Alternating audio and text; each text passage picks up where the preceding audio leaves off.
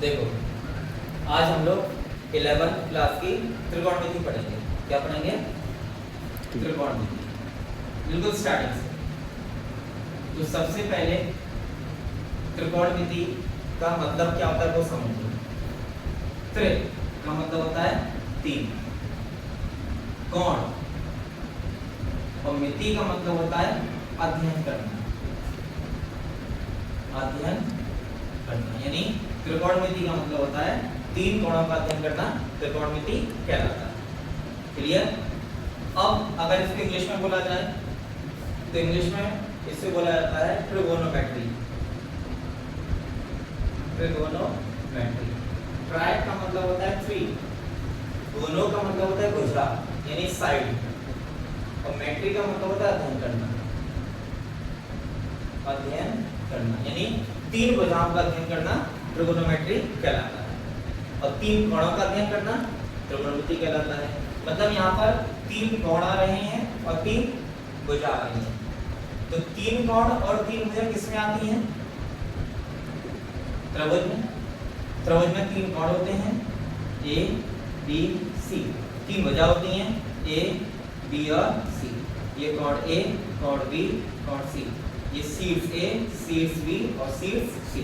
इसके तीन शीर्ष होते हैं, तीन कोण होते हैं और तीन भुजाएं होती हैं। तो हम कह सकते हैं कि त्रिभुज का अध्ययन करना त्रिकोणमिति कहलाता है। क्योंकि हिंदी में देखा जाए त्रिकोण, तीन कोणों का अध्ययन करना। इंग्लिश में देखा जाए ट्रिगोनो यानी तीन भुजाओं का अध्ययन करना त्रिकोणमिति कहलाता है। तो तीन कोण तीन भुजा किसमें आते हैं? त्रिभुज में आते हैं। क्लियर? अब सवाल ये है कि त्रिभुज क्या होता है। तो त्रिभुज की बात करें तो त्रिभुज एक प्रकार का बहुभुज होता है। त्रिभुज क्या है? एक टाइप का बहुभुज, और बहुभुज को इंग्लिश में बोला जाता है पॉलीगॉन। बहुभुज को इंग्लिश में होते हैं पॉलीगॉन। अब पॉलीगॉन क्या होता है? बहुत सारी भुजाओं से घिरी बंद आकृति को बहुभुज कहते हैं। ठीक है? क्या परिभाषा है इसकी? बहुत सारी भुजाओं से घिरी बंद आकृति को बहुभुज कहते हैं, यानी बंद आकृति होनी चाहिए। तो बंद आकृति कैसे बनेगी? मान लो मैंने एक भुजा ले ली, तो क्या कोई बंद आकृति बनी? बिल्कुल नहीं बनी। दो भुजा ली, क्या कोई बंद आकृति बनी? नहीं। तीन भुजा ली तो बंद आकृति तैयार हो गई। तो कह सकते हैं कि बहुत सारी भुजाओं से घिरी बंद आकृति को बहुभुज कहते हैं। तो बहुभुज की शुरुआत कहाँ से होती है? जब तीन भुजा हो, और तीन भुजा किसमें होती हैं? त्रिभुज में। तो त्रिभुज क्या है? बहुभुज का पहला सदस्य। तो त्रिभुज क्या है? बहुभुज का पहला सदस्य। दूसरा सदस्य कौन है? अब चार भुजा आ जाएंगी, फिर पांच भुजा आ जाएंगी, फिर छह भुजा आ जाएंगी। इसी तरीके से 7, 8, 9, 10, 11 इसी तरीके से भुजाएं चलती रहेंगी। तो यहाँ पे भुजाओं की संख्या कितनी है? 3, यहाँ 4, यहाँ 5 और यहाँ 6। अब इन सब में एक चीज कॉमन है, जितने शीर्ष होते हैं उतने ही कोण होते हैं और उतनी ही भुजाएं होती हैं। यानी तीन शीर्ष, तीन कोण, तीन भुजा। यहाँ चार शीर्ष, चार कोण और चार भुजा। यहाँ पांच शीर्ष, 1, 2, 3, 4, 5, पांच कोण, 4, 5, पांच भुजा। इसी तरीके से 6 शीर्ष, 6 कोण, 6 भुजा। ठीक है? ये बहुभुज की पहचान होती है। उसके बाद अगर मैं इसके अंतः कोणों का योग निकालूं तो फॉर्मूला होता है n-2 × 180। ये किसी भी बहुभुज के अंतः कोणों का योग निकालने का फॉर्मूला होता है, जहां n क्या है? भुजाओं की संख्या। जैसे अगर मैं इसके त्रिभुज की बात करूं तो n का मान 3 यहाँ रखूं तो 3 में से 2 घटाएंगे गुणा 180, तो 3 में से 2 गए तो 1, 180। तो त्रिभुज के तीनों कोणों का योग कितना आ गया? 180 आ गया। यहाँ पर मैं n की जगह 4 रखूंगा तो 4 - 2 × 180 डिग्री, तो 2 × 180 डिग्री, तो कितना आ गया? 360 डिग्री। तो चतुर्भुज के चारों कोणों का योग 360 डिग्री होता है। पंचभुज की बात करें तो यहाँ पर n की जगह 5 रखूंगा तो 5 - 2 × 180 डिग्री, तो 3 × 180 डिग्री, तो ये आ गया 540 डिग्री। तो पंचभुज के पांचों कोणों का योग 540 होता है। इसी तरीके से इसे करोगे तो इसमें आ जाएगा 720, 6 कोणों का योग। उसके बाद बात करते हैं बाह्य कोणों का योग। तो किसी भी एक भुजा को जब मैं आगे बढ़ाऊंगा तो उसे बाह्य कोण मानते हैं। ये बाह्य कोण है। तो किसी भी बहुभुज के सभी बाह्य कोणों का योग 360 डिग्री होता है, चाहे वो त्रिभुज हो, चाहे चतुर्भुज हो, चाहे पंचभुज हो, चाहे षटभुज हो, चाहे सप्तभुज, अष्टभुज, कितनी भुजा होंगी उन सभी के बाह्यतम कोणों का योग हमेशा कितना होगा? 360 डिग्री होता है। क्लियर? अब बात करते हैं विकर्णों की संख्या। तो विकर्ण का फॉर्मूला होता है विकर्णों की संख्या। इसका फॉर्मूला होता है n² - 3n/2, या फिर इसको ऐसे भी लिख सकते हैं n - 3/2। ये इसका फॉर्मूला होता है।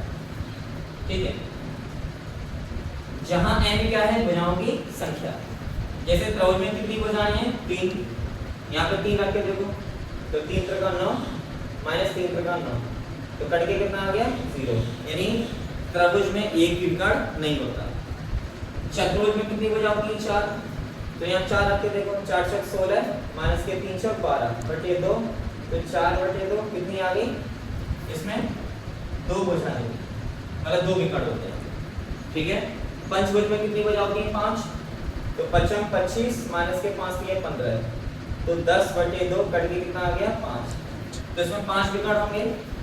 कौन कौन से? 1, 2, 3, 4 और लास्ट में ये 5। इसमें 5 विकर्ण होते हैं।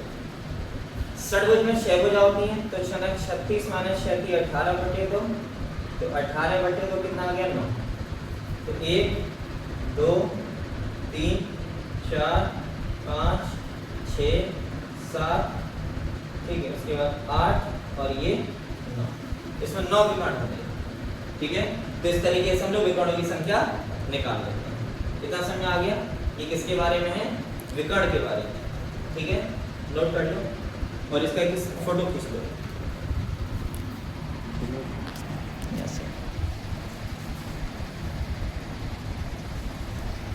ठीक है, समझ आ गया? नोट कर लोगे? रफ कर दूं इसको? तो बहुभुज समझ आ गया क्या होता है? कोई डाउट है इसमें? नहीं, आगे बढ़े। अब बात करते हैं हम लोग समबाहुभुज के बारे में। समबाहुभुज क्या होता है? जिसको रेगुलर पॉलीगन कहते हैं। अगली जो हेडिंग आने वाली है वो है समबाहुभुज, यानी रेगुलर पॉलीगन। तो समबाहुभुज का मतलब होता है समान भुजाओं या समान लंबाई की भुजाओं से घिरी बंद आकृति को समबाहुभुज कहते हैं। यानी समबाहुभुज, जैसे उदाहरण के तौर पर मैंने पहला बहुभुज कौन सा लिया? त्रिभुज लिया। इसमें क्या होगा? तीनों भुजाएं बराबर होंगी। मैंने चतुर्भुज लिया, इसमें क्या होगा? चारों भुजाएं बराबर होंगी। मैंने पंचभुज लिया, इसमें पांचों भुजाएं बराबर होंगी। मैंने षटभुज लिया, जिसमें 6 भुजा बराबर होंगी, समान लंबाई की होंगी। तो ऐसे बहुभुज को हम लोग समबाहुभुज कहते हैं। क्लियर? अब तीनों कोणों का योग मुझे पता है 180 होता है, यहाँ 360 होता है, 540 होता है, 720 होता है। मुझे अंतर कोणों का योग पता है। बाहरी कोणों का योग 360, 360, 360, 360। विकर्णों की संख्या हमने निकाल ली। अब हम निकालेंगे एक अंतः कोण का मान कितना होता है। एक अंतः कोण का मान कितना होता है? एक अंतः कोण का मान, एक अंतः कोण का मान। तो इसका फॉर्मूला होता है n - 2 × 180 डिग्री अपॉन n। ये एक अंतः कोण निकालने का फॉर्मूला है। एक अंतः कोण निकालने का फॉर्मूला। अब बात करेंगे बाह्य कोण निकालने का फॉर्मूला क्या है। एक बाह्य कोण, तो कोई भी एक भुजा बढ़ाओ तो यहाँ से बाह्य कोण आ जाएगा, जिसका फॉर्मूला होता है 360 डिग्री अपॉन n। ये बाह्यतम कोण निकालने का फॉर्मूला होता है। क्लियर? अब एक सवाल आता है इसमें। सवाल ये है कि यदि किसी सम बहुभुज में एक अंतः कोण का मान अंतः कोण का मान 162 डिग्री हो तो विकर्ण की संख्या निकालनी। क्या निकालनी है? विकर्णों की संख्या निकालनी। एक सवाल दिया हुआ है। तो एक अंतः कोण का मान कितना है? 162 डिग्री और अंतः कोण का फॉर्मूला क्या होता है? ये रहा। तो 162 इसके बराबर आ जाएगा। तो 162 डिग्री बराबर आ गया n-2 × 180/n। 18 से सीधे सीधे 9 बार कट जाएगा और सीधे सीधे 10 बार कट जाएगा। क्रॉस मल्टीप्लाई करेंगे तो 9n = 10n - 20 ये इधर आ गया। तो 9n - 10n = -20 तो -n = -20 तो n का मान कितना आ गया? 20। यानी भुजाओं की संख्या कितनी आ गई? 20। लेकिन निकालना क्या है मुझे? विकर्ण। तो विकर्ण का फॉर्मूला n² - 3n/2 तो n का मान है 20। 20 का वर्ग करेंगे 40 और 3 का 20 से गुणा करूंगा 60 तो कितना आ गया? 340/2 यानी 170 विकर्ण होंगे। तो इस तरीके का जो समबहुभुज बनेगा वहां पर विकर्णों की संख्या कितनी निकल के आएगी? 170 निकल के आएगी। इसमें एक चीज हमें याद रखनी है, अंतः कोण का मान कितना भी दिया हो, n का मान एक हमेशा प्राकृतिक संख्या निकल के आना चाहिए। ठीक है? अगर यहाँ प्राकृतिक संख्या नहीं आती है तो समझ जाना कि वहां कोई बहुभुज नहीं बनेगा। जैसे मान लो आंसर आ गया 10/3 तो बहुभुज क्यों ना बनेगा? 10/3 भुजाएं थोड़ी ना होती हैं। ठीक है? तो भुजाओं की संख्या 1 2 3 4 5 6 7 8 10 मतलब कोई भी प्राकृतिक संख्या भुजा हो सकती है। फिर वहां से हम लोग विकर्णों की संख्या निकाल लेंगे। अगर n का मान बटे में आ रहा है, दशमलव में आ रहा है या माइनस में आ रहा है तो वहां पर कोई बहुभुज नहीं बनेगा। क्लियर? इतना याद रखना। अब उसके बाद इसके स्क्रीन से फोटो ले लो। आता ना फोटो लेना? यही से। अब इसके बाद अगर हम बात करें, अब कुछ नोट पॉइंट आते हैं। नोट पॉइंट क्या है? ये शायद तुमने पहले भी पढ़ा होगा तो इसलिए मैं थोड़ा स्पीड से ले रहा हूँ। ठीक है? अब हम बात कर रहे हैं एक नोट पॉइंट की। नोट पॉइंट क्या है? जैसे बात करूं मैं त्रिभुज की, समबहुभुज में त्रिभुज की बात करता हूं तो अब ये तीनों भुजाएं बराबर होंगी। जब तीनों भुजा बराबर है तो तीनों कोण भी तो बराबर होंगे। ठीक है? अगर मैं इसके लिए अंतः कोण का मान निकालूं तो कितना निकल के आएगा? 60 इस वाले फॉर्मूले से। यहाँ पर अंतः कोण का मान निकालूं तो कितना निकल के आएगा? 90 डिग्री इस वाले फॉर्मूले से। अगर यहाँ पर एक अंतः कोण का मान निकालूं तो कितना आएगा? जैसे 5 रखेंगे यहाँ तो 5 - 2 यानी 3 हो गया और 5 से कटेगा 36, 36 से 108 तो यहाँ पर कितना निकल के आएगा? ये 108 और यहाँ कितना निकल के आएगा? 120। ये मैंने अंतः कोण का मान निकाल दिया। अगर बाह्यतम कोण का मान निकालूं इस वाले फॉर्मूले से तो यहाँ निकल के आएगा 120। तो बाह्यतम कोण का मान यहाँ निकल के आएगा 120 डिग्री, यहाँ निकल के आएगा 90 डिग्री, यहाँ निकल के आएगा 72 डिग्री और यहाँ निकल के आएगा 60 डिग्री। ठीक है? अब नोट पॉइंट क्या है? नोट पॉइंट ये है कि अगर भुजाओं की संख्या 3 हो, अगर भुजाओं की संख्या 3 हो किसी भी समबहुभुज में तो अंतः कोण का मान हमेशा बाह्यतम कोण से छोटा होता है। ठीक है? क्योंकि 60 छोटा है किससे? 120 और 60 क्या है? अंतः कोण। अगर n का मान 4 हो तो अंतः कोण का मान बाह्यतम कोण के क्या हो जाता है? बराबर हो जाता है। और अगर n का मान 5 है या फिर 5 से ज्यादा है तो अंतः कोण का मान बड़ा हो जाता है और बाह्यतम कोण का मान छोटा रह जाता है। तो सवाल पूछा जाता है कि सवाल कैसे पूछा जाएगा एग्जाम में? सवाल आएगा कि किसी समबहुभुज में अंतः कोण का मान बाह्यतम कोण से बड़ा है तो बताइए बहुभुज की भुजाओं की संख्या क्या संभव है? तो ऑप्शन तो मैं दे दे, n का मान 3, n का मान 4 या n बड़ा है किससे? 5 से। तो कौन सी मीटिंग लगा के आओगे? यदि n का मान 5 है या 5 से बड़ा है तो वहां पर अंतः कोण का मान हमेशा बाह्यतम कोण से बड़ा होगा। क्लियर? समझ आ गया? तो कंडीशन याद रखना कि कब भुजा कितनी हो तो अंतः कोण का मान कितना होगा और बाह्यतम कोण का मान कितना होगा। क्लियर? इतना समझ आ गया? एक फोटो खींच लो, स्क्रीनशॉट ले लो, फिर आगे बढ़ो। ठीक है? अब इसके बाद हमें पता चल गया कि जो त्रिभुज है वो किसी भी बहुभुज का पहला सदस्य होता है। ठीक है, अब त्रिभुज को बाद में देखेंगे, फिलहाल हम बात करते हैं कोण की। कोण क्या होता है? कोण को इंग्लिश में एंगल कहते हैं। ठीक है, कोण की सिंपल सी परिभाषा है, जब भी कोण बनाया जाएगा तो हमेशा दो भुजा होती है, एक भुजा हमेशा स्थिर होती है और एक भुजा हमेशा गतिमान होती है। इसे बोलते हैं स्थिर रेखा, स्थिर रेखा, और ये होती है गतिमान रेखा। जैसे फॉर एग्जांपल मैंने कहा कि 60 डिग्री का कोण बनाओ, हमने क्या किया? 60 डिग्री कोण बना दिया। मैंने कहा 90 डिग्री का कोण बनाओ, 90 का कोण बना दिया। मैंने कहा 120 का बनाओ, 120 का बना दिया। तो यानी हमने क्या किया, जब भी कोई कोण बनाते हैं तो ये वाली रेखा तो हमेशा स्थिर रहती है, पहली रेखा ये हमेशा स्थिर रहेगी। गति कौन करती है? ये दूसरी रेखा, दूसरी रेखा ये घूमती रहेगी। किसके आधार पर? कि कोण का मान कितना है, और पहली रेखा हमेशा स्थिर रहती है, इसलिए इसको स्थिर रेखा बोला गया है। तो कोण की परिभाषा क्या है? स्थिर रेखा के सापेक्ष गतिमान रेखा, स्थिर रेखा के सापेक्ष गतिमान रेखा के घूर्णन, घूर्णन का मतलब कितना घूमेगी, के घूर्णन के संख्यात्मक मान को कोण कहते हैं। फिर से रिपीट कर रहा हूं, किसी स्थिर रेखा के सापेक्ष किसी घूर्णन या गतिमान रेखा के घूर्णन के संख्यात्मक मान को ही कोण कहते हैं। क्लियर? इतना समझ आ गया? तो यहाँ पर ये कोण है, क्या है ये? कोण। अब आगे अगर हम देखें तो कोण कितने प्रकार के होते हैं? सबसे पहला होता है न्यून कोण। तो न्यून कोण क्या है? ऐसा कोण जिसका मान 90 डिग्री से छोटा है।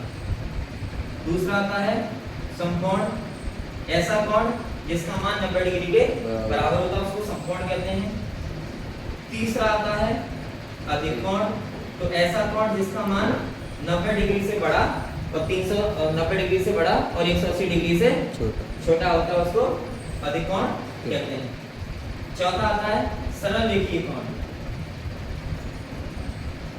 सरल रेखीय कोण या फिर रेखीय कोण, रेखीय कोण। तो सरल मतलब ऐसा कोण जिसका मान पूरे 180 डिग्री के बराबर होता है, उसको सरल रेखीय कोण कहते हैं। पांचवा आता है बृहद कोण, बृहद कोण या प्रतिवर्ती कोण। तो ऐसा कोण जिसका मान 180 डिग्री से बड़ा और 360 डिग्री से छोटा होगा, उसको बृहद कोण कहते हैं। छठवां आता है संपूर्ण कोण। तो संपूर्ण कोण का मतलब ऐसा कोण जिसका मान 360 डिग्री के बराबर होता है, उसको संपूर्ण कोण कहते हैं। ये जितने भी 6 उदाहरण दिए वो सब सिंगल सिंगल कोण के उदाहरण दिए हैं। अब आएंगे सब डबल डबल, जैसे आसन्न कोण। आसन्न कोण, आसन्न कोण का मतलब होता है ऐसे दो कोण, जैसे ये जो है वो आसन्न कोण कहलाएंगे, ये दोनों कोण क्या कहलाएंगे? आसन्न कोण। मतलब जिनमें कोई एक रेखा वेनिस्ट हो, ऐसे दो कोण जिनकी कोई एक रेखा वेनिस्ट होती है, उसको आसन्न कोण कहते हैं। आठवां है रेखीय या रेखिक युग्म, रेखिक युग्म कोण। मतलब ऐसे आसन्न कोण, ऐसे आसन्न कोण जिनका योग 180 डिग्री के बराबर हो जाता है, उन्हें रेखिक युग्म कोण कहते हैं। अगर इन दोनों का योग 180 डिग्री हो जाएगा तो इनको क्या बोलते हैं? रेखिक युग्म कहते हैं। उसके बाद आता है पूरक कोण या कोटि पूरक कोण। कोटि पूरक कोण, ऐसे दो कोण जिनका योग 90 डिग्री के बराबर होता है, उन्हें कोटि पूरक कोण कहते हैं। और 10वां आता है समपूरक कोण। समपूरक कोण, ऐसे दो कोण जिनका योग 180 डिग्री के बराबर आता है, उन्हें समपूरक कोण कहते हैं। क्लियर? इतना समझ आ गया? ये सब क्या है? कोणों के प्रकार हैं। और दो अलग से होते हैं, वो होते हैं दिशा के आधार पर। एक होता है धनात्मक कोण और एक होता है ऋणात्मक कोण। तो धनात्मक कोण का मतलब होता है जब किसी कोण को घड़ी की सुई की उल्टी दिशा में नापें, मतलब एंटी क्लॉकवाइज डायरेक्शन में नापें, तो वो होता है धनात्मक कोण, और यदि किसी कोण को घड़ी की ही दिशा में नापें तो उसे बोलते हैं ऋणात्मक। ठीक है, तो जब किसी कोण को घड़ी की उल्टी दिशा में नापेंगे, जैसे एंटी क्लॉकवाइज, जैसे घड़ी ऐसे घूमती है, तो तुम घड़ी की घूमने की दिशा में कोण को नापोगे तो नेगेटिव, और इसके अपोजिट साइड होगी तो पॉजिटिव। तो कोण दिशा के आधार पर कितने प्रकार के होते हैं? 2 प्रकार के, धनात्मक कोण और ऋणात्मक कोण। क्लियर? ये हमने अभी तक कोणों के बारे में पढ़ लिया।